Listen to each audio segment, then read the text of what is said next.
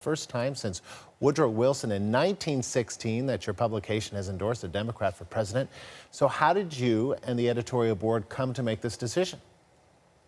Through a lot of, great to be with you. Thanks for having me. Through a lot of conversation, study, discussion, looking at what was going on in the campaigns, what the candidates stood for. Both candidates have been in Ohio, of course, a lot since we're a key swing state, and in Cincinnati a lot. We actually made our decision to endorse earlier than we might normally because we felt we had seen all we needed to see to understand who the two candidates were.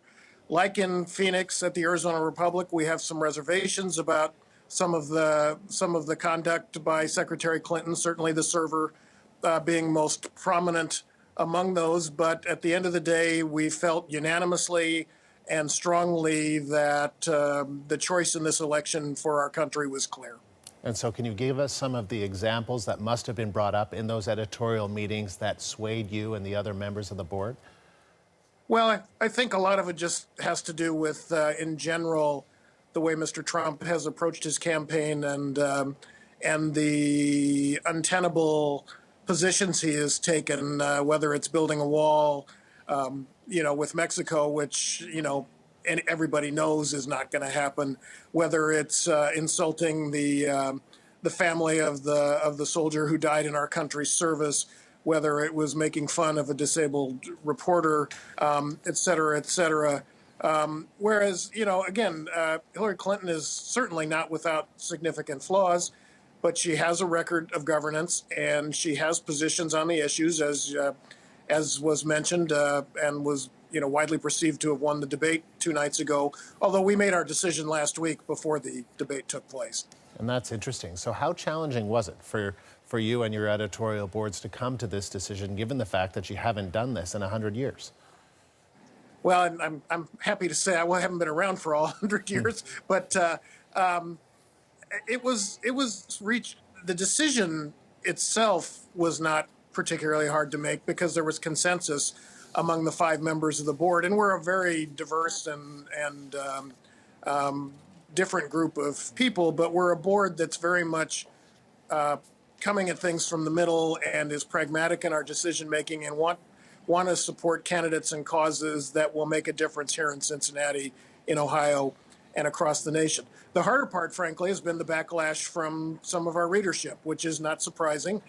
When we're an institution that has supported Republicans for 100 years, there's some people who, and of course there's the element of the public that for whatever reason detests Secretary Clinton. So the backlash has been very strong, but not unexpected. Now, it's always a question about whether or not newspaper endorsements influence elections. That's an open question.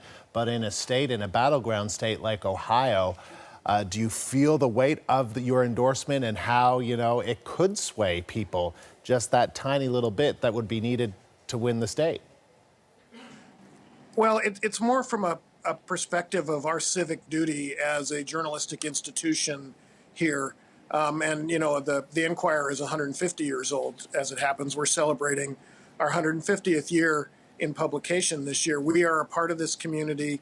We are a venerable part of this community. And yes, the debate over whether endorsements matter anymore is, I'm actually from the point of view that they don't matter that much anymore because we live in this age where information comes at us like we're drinking from a fire hose all the time. But we felt like we had an obligation to our readership, an obligation to our community to take a stand that we felt was important at this crucial time in our nation's history.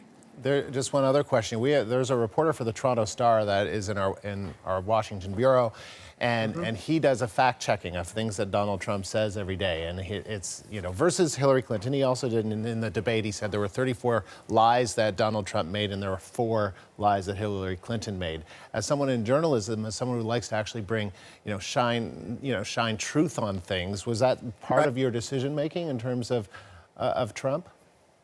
Absolutely. I mean, politicians are politicians. They're known to stretch the truth on both sides of the border. But the blatant disregard, your previous report mentioned the birthers controversy and so on. Trump's basic disregard for the truth is deeply troubling to our editorial board and to a lot of people here.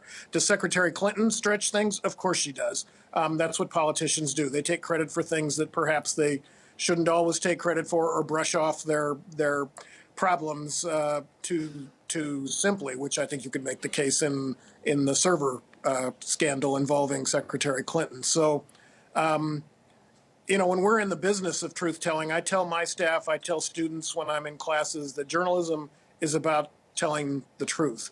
And that's what we feel like we've done in this case.